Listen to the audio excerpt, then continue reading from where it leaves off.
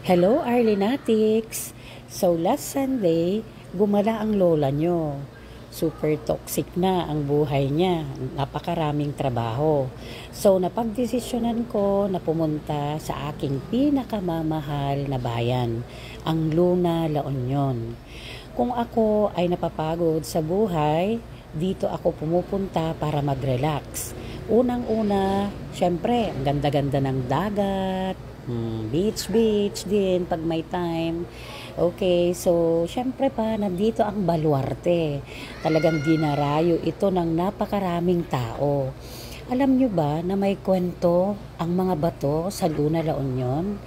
Nung unang panahon, may sumadsad na galyon dito. May dala-dala siyang imahe. Ayon sa kwento ng mga nakakatanda, ayaw na daw umusad ng barko. So iniwan na nila ang imahe.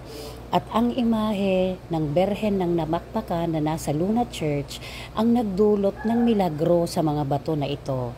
Kung mapapansin ninyo, nagsilbi itong kabuhayan sa lahat ng mga tao dito.